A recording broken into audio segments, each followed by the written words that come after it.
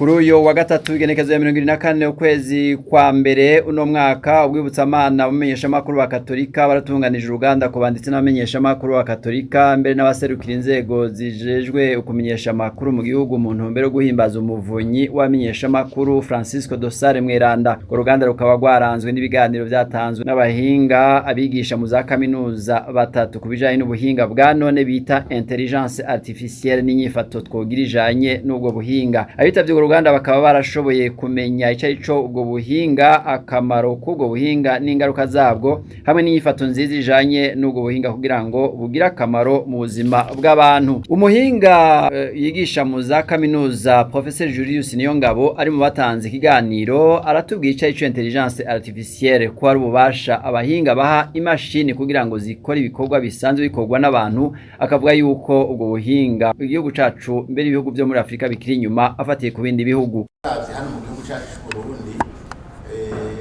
novuga ko ibijanye na intelligence artificielle nk'uko Patri ariko arabivuga ntibiratera imbere cyane nko ku rugero rw'ibindi bihugu. Ndibuka twebwe turi mu Bushinwa kugira ivyirwa intelligence artificielle muri imyaka 10-20 iheze hariya barayivuga. Les travaux de recherche zari nyinshi zinovuga zigana muri ivyo za intelligence artificielle, ariko biravye nk'ubugiye mu makaminuza yini wacu ni novuga ni imyaka muri imyaka tangwe kubona aho tubona abagira ubushakashatsi bagenda bagura muri kino gisata. Gushika uno muzi aha mu Burundi niba ntihenze turafise abahinga babiri muri intelligence artificielle. Murumva ko tutaragwira bafise impamyabushobozi kuko urashobora kuba waragize ukaminuza ukagira vya vyigwa vyo hejuru mugabo ukagira kimwe bita specialité mu yindi domaine ya informatique. Burya informatique ni domaine iri vaste mugabo aba specialiste wo mu uti ufise doctorat muri intelligence artificielle. Uno munsi turashafise babiri hano mu Burundi, ariko turafise batoyi bacu inyuma yacu ariko baragerageza nabo bagerageza kwinjira muri iyo binze kugira ngo dufashe abandi novuga rechercheurs baba hano mu ntuze mu gihugu cacu canke n'abandi muri mu karere no muri mu bindi bihugu kugira ngo vy'ukuri tujane n'igihe. Novuga ko ari igisata koko mwabibonye ntasubirizwa mu buzima umuntu agezemwo, kuko mwabonye ko ni igisata kiza gufasha kongereza ubushobozi canke intege nke umuntu yari afise ivyo atoshoboye kwikorana wenyene n'umutwe wiwe n'ubwenge bwiwe akaronka. Novuga iyo intelligence artificielle itaza kuyovya ivyo yakora ahubwo ikaza kumwunganira kumwuzuza kugira ngo bimwe umutwe wacu tokoze intelligence artificielle ikibikorera ibidufasha kubikora na cyane cyane muri twita mu Gifaransa les prédictions kwiyumvira ibishobora kuba. Ibi navyo kwiyumvira ibishobora kuba murabona tubisanga muri bya bindi bijanye na gestion des catastrophes, guhangana n'ibiza muri bijanye na environnement, ibidukikije tukabisanga muri ibi bijanye n'ubutunzi mu mabanke, aho dusanga muri kumenya abagira amafraude. Ukoresheje ubu buhinga biroroshe kugira ngo ucuba atoza novuga intoke bakoza kw'intoki mu kanya gatoyi kandi utihenze. Hanyuma tukaje no muri bya bisata rero bikomeye ku buzima bw'igihugu n'abene igihugu. Mwabonye ko intelligence artificielle irafasha cyane mu bijanye n'ubuvuzi, aho yunganira abaganga ntiza kubasubirira, irunganira abaganga ukayihana uvuga nk'ibipimo imiliyaridi ibihumbi n'ibihumbi by'ibipimo by'abantu bafashwe ari amaraso cyangwa ibiki amaresultat ikayenterpreta cyangwa amaimage bijya amacliché wagirishije ntuzeye novuga amaradiography cyangwa bijya amascanner ukayiha imashini igacikura bigatozora indwara umuntu arwaye hanyuma hakajyamo na cya prediction igafasha mbega umuntu turavye uko dusanze ubuzima bwiwe bumeze ashobora gutangura kurwara ryari yotangura gufata imiti cyane ryari kuva ryari murumva n'ubuhinga ntasubirizwa mu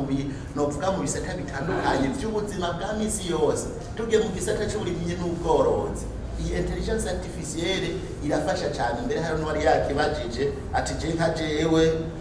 umengani ko bako yomfasha iki mu burimyi hariya aye intelligence artificielle ifasha kuva muri production ugitangura bijya vy'imbuto ugiye kurima umaze kurima irashobora gufasha gusuzuma ufashe ajyama nk'amababi y'ibiterwa harimo ayarwaye n'ayatarwaye yashobora kugufasha kudetekta indwara mu kanya gatoyi hanyuma no gufasha kwiyumvira uwo murimo udashoboye kugirirwa novuga ko twita entretien kushobora kononekara canke ukazotanga umwimbu atanakimwe hama atanakimwe novuga kikiboneka ufise hanyuma hariho n'ikindi muri conservation la gestion yatuzeye y'umwimbu la gestion des stocks hose intelligence artificielle hariho ama application ubuye akoreshwa kugira ngo ivyo byose bigende neza nkuko novuga twebwe abantu turabyifuza nukuvuga nubwo buhinga ari buje kudufasha muri byinshi nitugere rero mu bijanye n'inyigisho aho dusanga intelligence artificielle mwarabonye ivy'amamuke usanga les modules qui sont enseignés ugasanga mu bice abantu badafise abigisha bakwiye muragerageza gushiraho modele novuga iri kukoresha intelligence artificielle igabi abanyeshuri bakiga kandi atangorane ntitugiye muri birero bya ChatGPT usanga ico ukeneye cose iragufasha kugira ngo uronke amakuru meza rero ngaruka rero none ko tubona ko iyi intelligence artificielle ishobora kudufasha mu bitari bike igihugu cacu twese ico kibazo twokwibaza citeguye gute mbe kigezehe imyiteguro irihe duhereye mu nyigisho nabivuze mu makaminuza yari yanakivuze no wabajije ikibazo burya ibi bisata bishasha ni bishasha koko usanga amaprograme yagiye ategurwa rimwe na rimwe atari abona kazoza muri ubu buhinga kuko hariho gutegura programme no kubona les débouchés ubure n'amadebouché mashasha bisaba rero ko bamwe bajejwe gutegura inyigisho ngira Imana rimwe na rimwe barantumira muri ivyo gutegura ibijanye n'inyigisho mu makaminuza atandukanye ndaterera nk'umuhinga tukabona ivyo twohindura hariho universite yatanguje ntuzeye master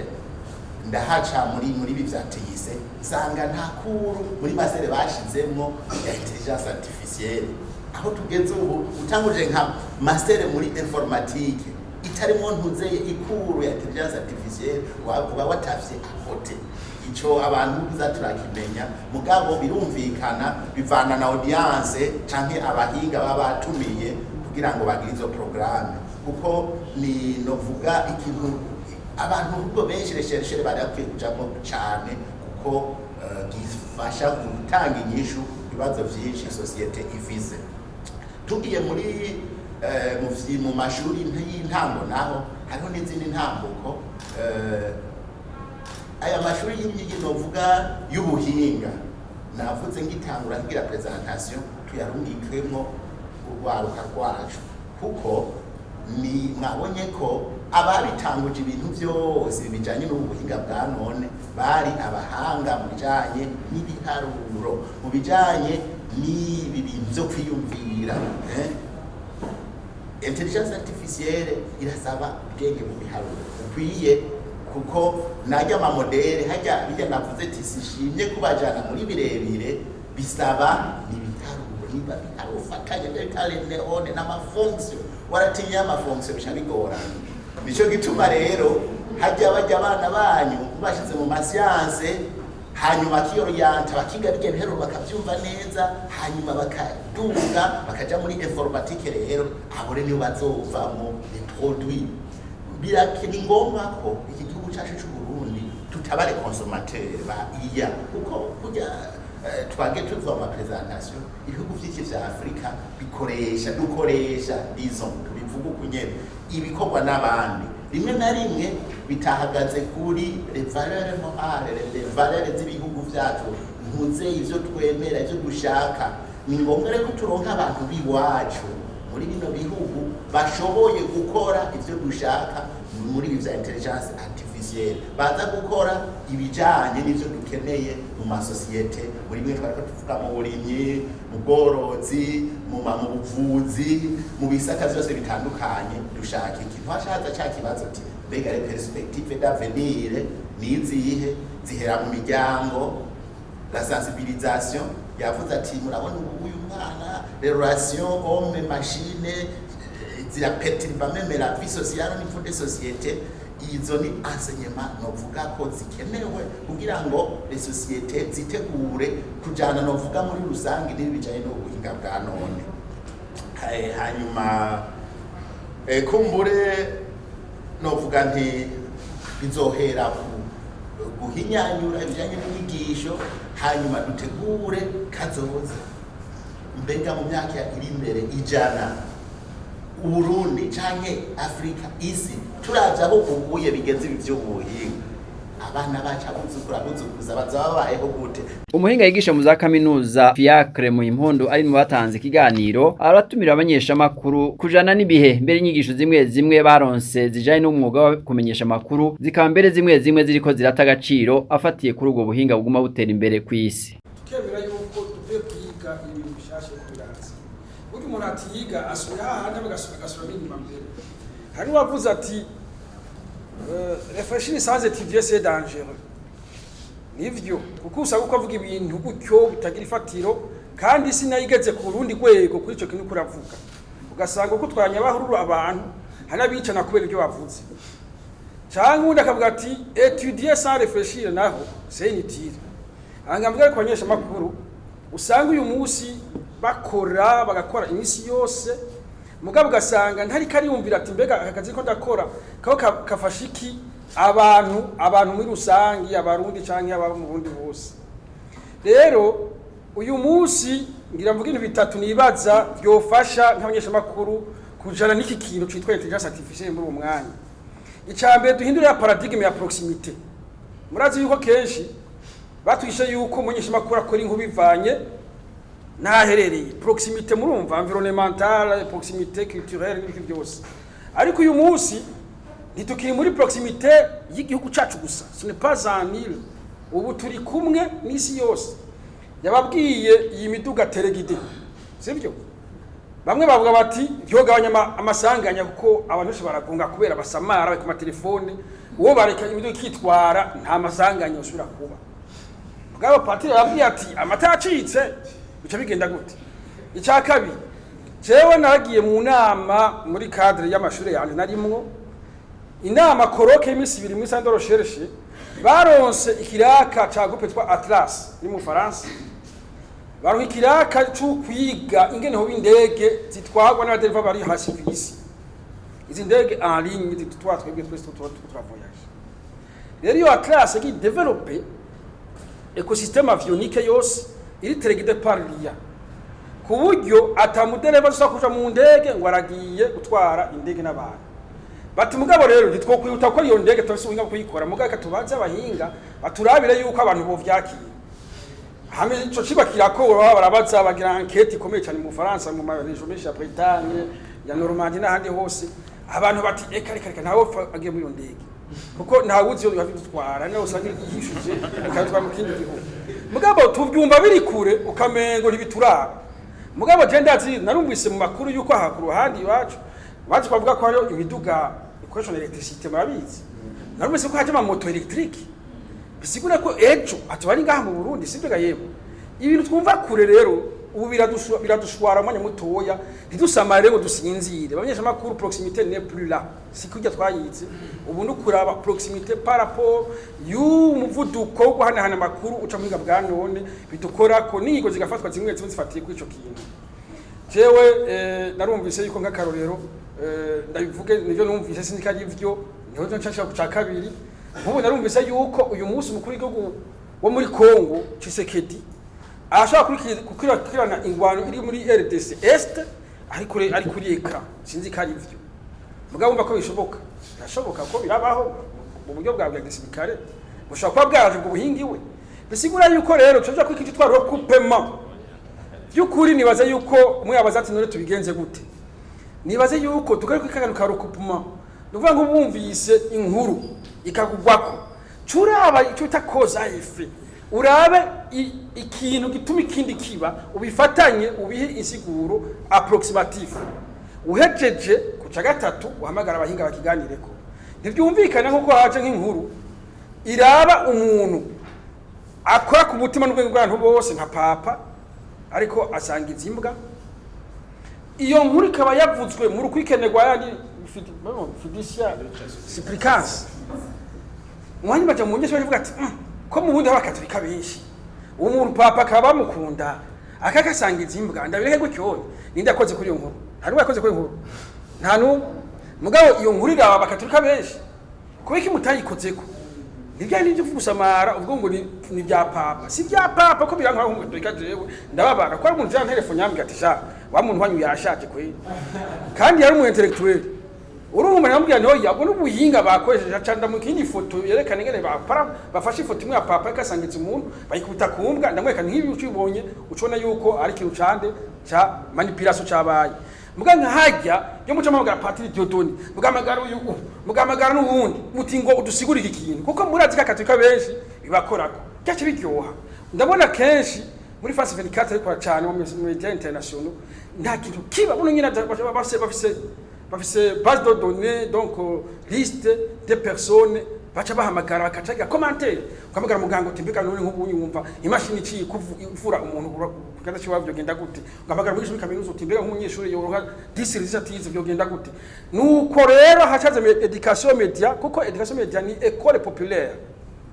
Université populaire itagira forme utazata uzoyibona mugabo twese bidukora ko uyu munsi avec les réseaux sociaux tout le monde est envahi par l'information tout il faut des spécialistes bazi ko décoder information bakayiasanse bakayinterpreta ivyo iya idakora cyo tubaye mugani rero ni mugaruke kuri bwa buhinga mwiza ho kutuma cyapa cyose mu gihindure hanyuma muhamagara abahinga mu barondere mu bafise naho bari mu Burundi badufasha baze baratanga izo nkuru abantu batamenyere yuko ariko nitwa iya ejo nikize kibagwe ko giturumbuka cyane ndasubiramo ku bantu bari barigisha cenga kwa mushinga nta kwa mu bya kirikira no kuri iriya un défi majeur uyu munsi muri domaine éducatif cyane kuri ngoma nibaze kibazo guha devoir umunyeshu utigenda yikore akayizanira santage est-ce que ça signifie qu'il est capable nico gituma ni ngorane kuko uyu muntu uri kuno mufomero ingénieur yubaka mapo umunsi umwe azokora ponde yice ko ikimanya kuko yaronse amanota meza aronka diploma ko gitabo neza mugabo en réalité il ne sait pas none uyu munsi mba twabihoraga yemo dushaka kubihora kuko ubwo buhinga bwadushwayemo mani majambo rero education media d'abord leta yishamwe uburyo kuko isa buryo bwinshi aba journaliste nimwe bigisha mukaja kwiga ku ntebe y'ishuri bakabasha kwishura mukavyiga neza bakaba amadeba nkaya ko si ishure yitwa ngo ni formaliste bazokama ibiki n'ibiki mugabo uje kwiga amadeba menshi ko patevuze aho cumbise uce witaba inama ugikurikirana ikindi cya gatatu nabonye iya ifasha muri journalisme uyu munsi ndazenza ko abanyesha bakuru benshi bamwitwa abanaliste batarabagabanuka itukibaronka tugwije abanyesha bakuru duha amafe osho sivyo bakatubwira mugari hatubwira umuzi n'imvano byayo makuru twumvise kandi abantu bane biryoheye mu kwigisha abantu par rapport à information bumvise uko twayabonye twacumvise hari amafe tangible mugabo imvo n'imvano ituma ico kintu kidasubirwamo ari kibi cyari kagwizwa ari ciza ntitukironka kuko nta mwanya mukifitiye mukora a rythme fou sibyo gayeme icyo gituma iyayo bafasha gukoresha ivyuma intelligent bikoreye bikomukora no musi mwe mukaca mwifokaliza kuri interpretation et le sens kuko iya ntagizoshobora gukira ivyo bintu mukatubwira rero nk'abarundi muti kirya kintu naho kimeze uku mu bice kirundi gisigura kiniki mukakironkera umwanya abandi majambo rero ni ikintu bishasha ko bayivuze tuvyemange le champ est immense les défis sont vraiment presque birashobora kutubona n'umutwe mugabo uko bigenda kose Afrika nikwiye kubandanya ba consommateur tutaka kudevelopment ama application mato nyakuba professeur atuma aba adapte kuri twebwe umurimyi akabishikira umuganga mu Burundi akabikoresha umwigisha mu Burundi akabishikira ntituze ibintu bigwa giturumbuka gucyonye tutavyiteguriye ico tuba gushimira cyane Ekleziya Gatolika iriki yafati ya mbere kugira ngo ibira iradutegura buhoro buke rero aho bukera cya kukivi mutange mu biganire ko muhamagare abahinga bafashe murabe hirya no hino ingene bigenda muze murabe ico bahiya hirya cyo dufasha canke cyo bagitugira nabi ugasanga tugize ingorane iki naco yavuze abana uno musi abana avec izi telefone biragisibije none education media ni here mu ngo ihere mu miryango yacu iyo ubonye inkuru uyiteye ko n'umwana wawe yayironse none ko yayironse wacugira iki wamusigura uti mwana bijya bintu agenda filime na madamu akabona bacumutse umuntu agakoma induru ntabwo rero yajye ni fiction ninde bikomeye kwa mucumutwe mu acteur mugabo bamucumutse ukamenya ngo wacitse kabisa pour dire ko umwana ko kumubwira uti rero wabonye bijyanye bisigura ibintu bien que aujourd'hui il est difficile de voir la frontière entre la fiction et la réalité mugabo urashaka kumubwira uti par rapport y'iki niki umva byoshoka ko umuntu yogira kuno uko ubwenge twabufisi no hari ubwenge capacité d'associer les choses que la machine ishobora kugira un certain degré mugagaze discernement du bien du mal nibaza ko ngaho machine tashobora gutsinda bisigura yuko rero umwana washaka kumubwira uti umwana kujya nkuru wabonye nuko vyukuri ndifuza kubona journalisme qui est alimenté par les réseaux sociaux je ntayo mbona kuri kaze mu Burundi dukosha inkuru officielle cyane officielle donc badutumiye mu nama muri assemblée mu mategeko mu biki mugabo tiya débat zo kumanza sociaux ndimuti komanta et pourtant izo zibarusha ingufu kandi zo twemera cyane mugabo muce muzija ko mugaca mutworiyana neza twosanga réseaux sociaux twaba twese expert bazo ntabwo barashobora kugwanya abahururu no kuba mu ngorane bivuye yuko asigaye konsoma gusa atazi kominime donc imashini atazi gukoresha ubwenge Imana yamuhaye. Kubijanye n'ubwo buhinga rero bwa none Patiri Dieudonné Niyibizi asanzwe ari umwibutsamana mu bamenyesha makuru wa Katolika eka mbere akaba ari mu bateguye bagatanga ikiganiro yabamenyesheje yuko mu Burundi tukiri inyuma cyane akamyesha yuko Ekleziya Katolika imaze gutangura kwigisha abantu izo nyigisho zijanye n'ubwo buhinga agasaba ari kabamenyesha makuru ko bokora igikorwa cabo bajeje kwigisha mu ntumbero yuko ubwo buhinga bo bumenya bukazobagirira akamaro aho kugira ingaruka mbi. Jewengeza amaso ndabona ko mu gihugu cy'u Burundi inyigisho zifatiye kukumenya neza gukoresha ubuhinga bwa none mu mwuga wo kumenyesha makuru kumenya gukoresha neza telefone dufise mu ntoki nivyo bijana byose kumenya ama application yose ushobora guteresha ja nibirimwo ivyo bintu birakeneye kwigishwa cyane atari mu mashuri gusa ahubwo no mu bindi bibanza byose bitangirwamwo inyigisho. None rero ni intererano ikomeye cyane kandi yabwirizwa gushika kure mbere ubushikiranganje numva bubijejwe cyane bwo kumenyesha makuru bwogira imigambi ja muri iyo ntumbero n'ubwindero byofasha cyane kugira ngo abarundi mbere duhereye ku bakiri bato ubu n'abakuze bose bigishwe cyane bagende barajana nuko ubwo buhinga bugenda buratera imbere. Ico rero kirahimbaye cyane kandi kizofasha mu gihe amashure abyigisha yofashwa nabo bantu bose baterera muri ico gisata. Hariho uwabajije ikibazo kijanye n'imico y'ikirundi ati mbega iyo mico twebwe nk'abarundi ibi bintu nivyashika koko bizosanga tubona kumwe ibintu. Abahinga bavuga yuko imico y'abantu igenda irahinduka, les réalités sociales sont dynamiques. Nukuvuga rero ntitwugaraniye mu muco w'ikirundi uguma hamwe nkibuye ahubwo tugenda turajana nuko ibihe bigenda biratera imbere ariko abarundi barafise imico basangiye barafise ibyo bahuriyeko, barafise ibyo babona kumwe, hamwe iciza dushobora gusanga ico abarundi duhuriyeko twese, hamwe naho wotuzanira imico itariyo, naho yozanana muri ubwo buhinga byosanga mu Kirundi bidakunda kubera turabarundi. None abarundi turafise imico yacu, sinovuga ngo twarasanzaye, imico yo Kirundi yarasanzaye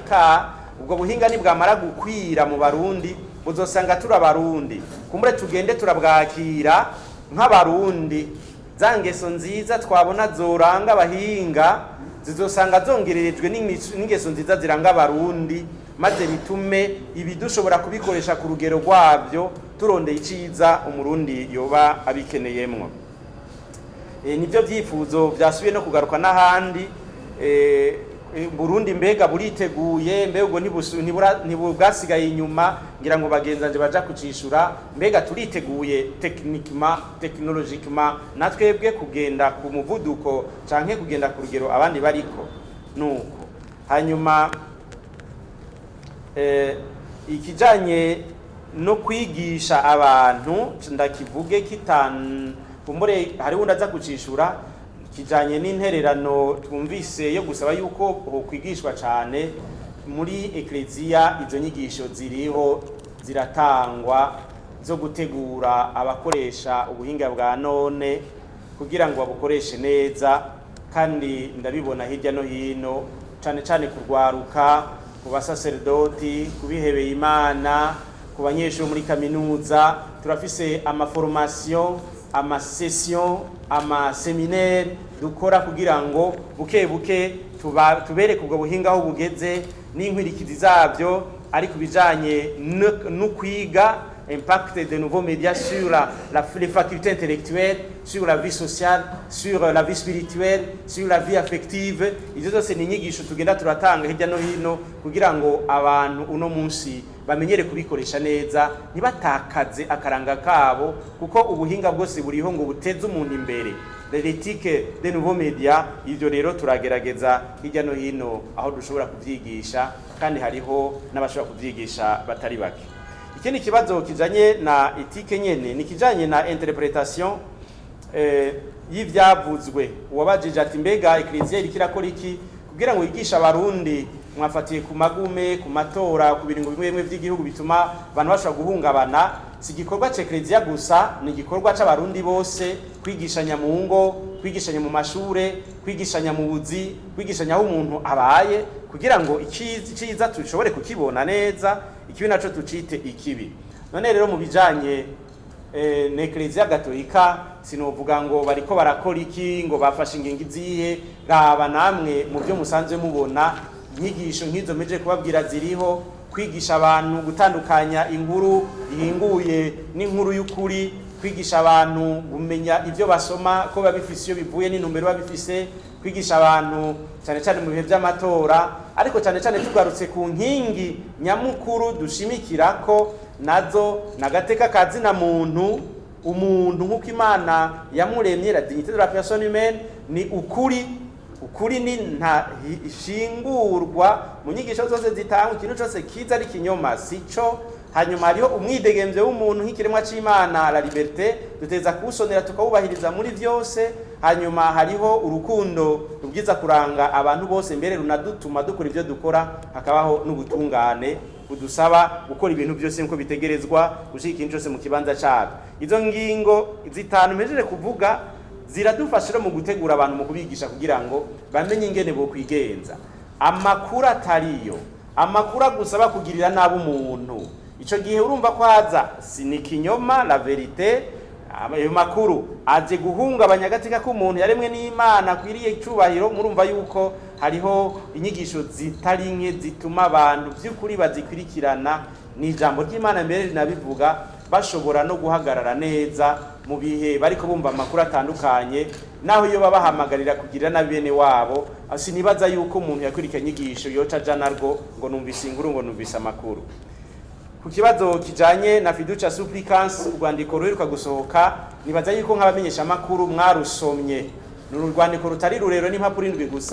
gusa, bituma umuntu ashobora kurutora aho ruri kuri internet ruriho, kandi ukarusoma neza nk'uko rutegerezwa. maze bikagutuma uri kurumviriza ibimenyesha makuru bitandukanye n'ingene bariko barabisigura uvuga uti handitse gutya babisigiwe gutya, bikadufasha rero kumenya ukuri aho kuri. None rero ukuri kuri hehe? Kuri mu nyandiko z'Ekleziya, ukuri ni kuri mu byo amaradiyo n'imenyesha makuru byavuze kuri izo nyandiko. None twogaruka à la source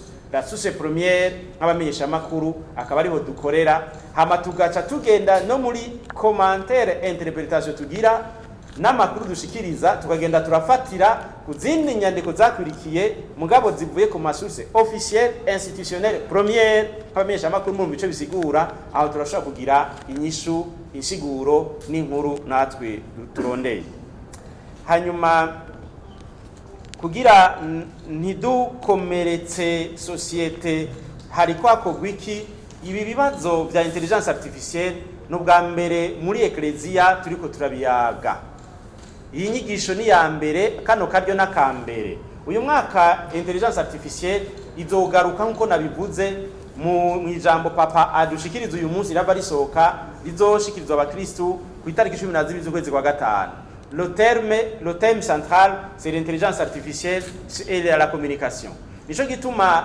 twobandanya rero twitegura kubisoma, tukabizirikana, tugiye no kubandanya kubiyaga mu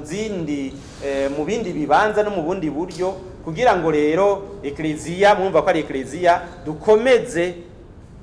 inyigisho cyane cyane ethique, inyifato ibereye, ari kuri abo babihingura, ari nuko wabo babikoresha. Ariko ibibazo bijanye n'inyifato ibereye n'ingene umuntu bikoresha neza si bishasha. Mugiye gusoma mu nyigisho mu nyandiko z'Ekleziya hariho l'éthique sur internet, l'éthique en internet ni gitabo citwa uko, nibaza benshi ngaha batarigira bumva ico gitabo kiriho. L'éthique en publicité, ico gitabo kiriho. L'éthique en communication, ico gitabo kiriho. Muri Ekleziya nivyo dusanzwe dukoresha. None l'éthique, l'algorithmique nko mwavyumvise iriko